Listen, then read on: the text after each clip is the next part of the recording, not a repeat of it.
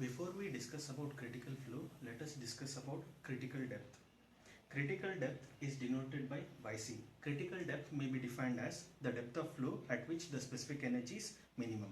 We will be denoting this critical depth by YC.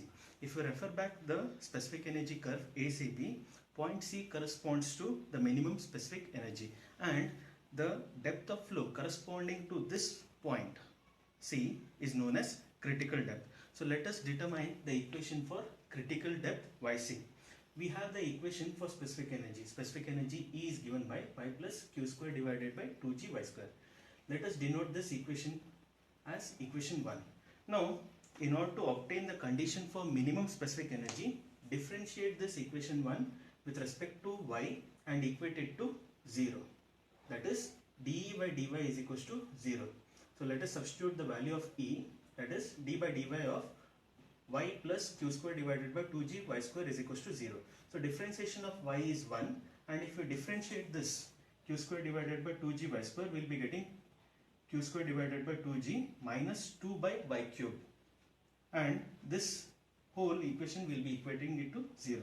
And if we simplify this, okay, y will be equal to q square divided by g whole raised to 1 by 3.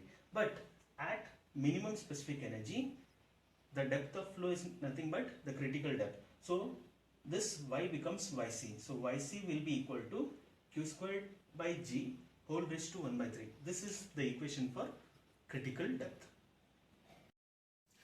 Coming to the second term, critical velocity. Critical velocity may be defined as the velocity of flow at critical depth. Critical velocity, we will be denoting it by Vc. So we have velocity V is equals to Q by A. This is a modified form of your continuity equation. For rectangle channel section, V will be equal to Q divided by B into Y, where B is the bed width of the channel section, Y is the depth of flow.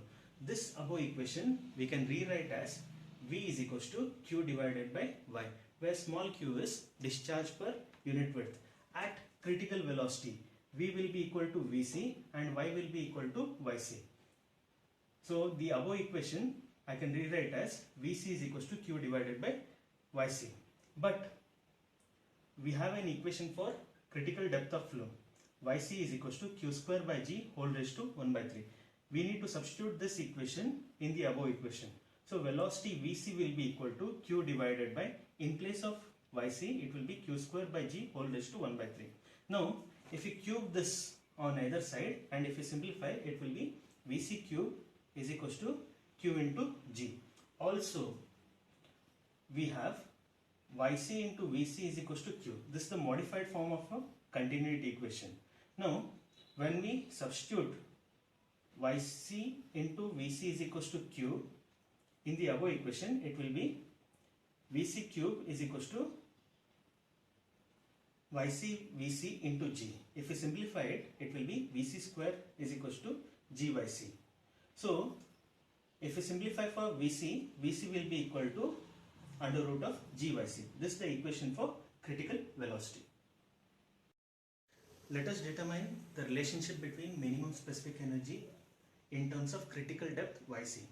We have an equation for specific energy. Specific energy E is equals to y plus q square divided by 2g y square. Let us denote this equation as equation 1. At minimum specific energy, E will be equal to E minimum and the corresponding depth of flow will be critical, that is y is equals to Yc. Substitute the value of E is equals to E minimum and y is equals to Yc in equation 1.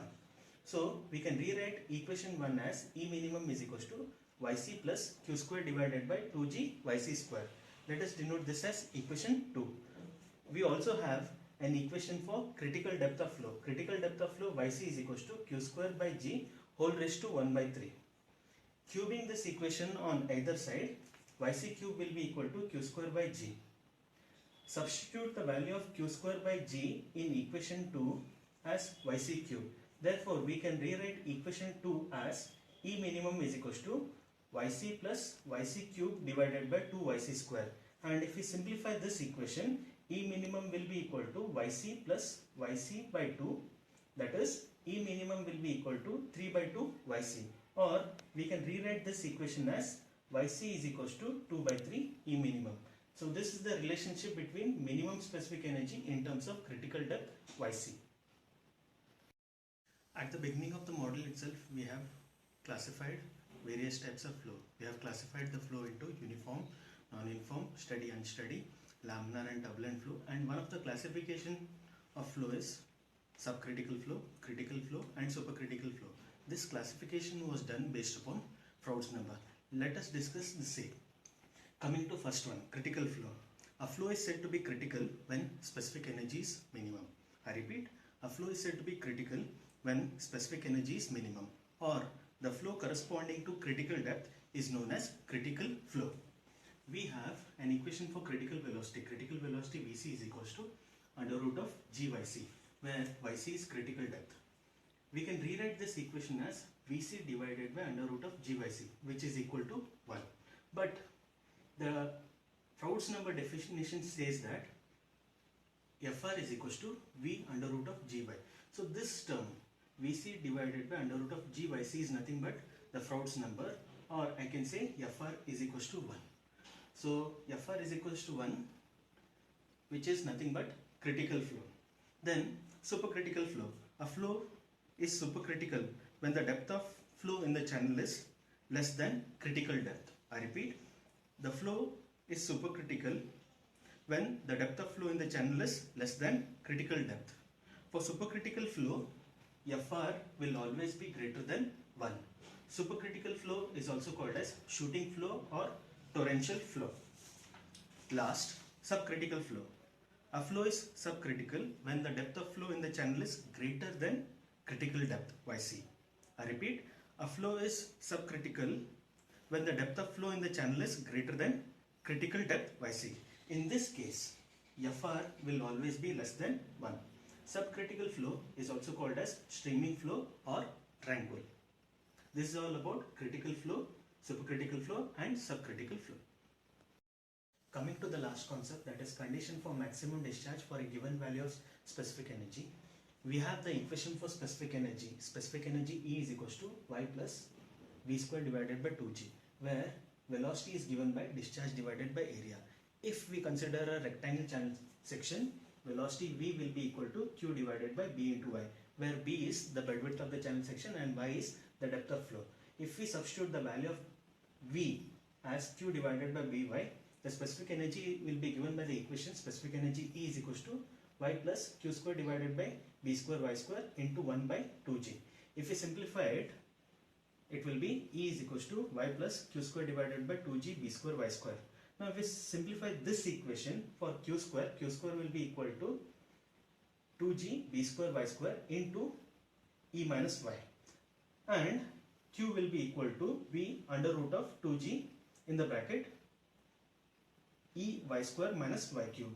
Now if you consider this equation, the discharge will be maximum. The discharge will be maximum when E Y square minus Y cube is maximum, since the bed width of the channel section is constant and acceleration due to gravity will be constant.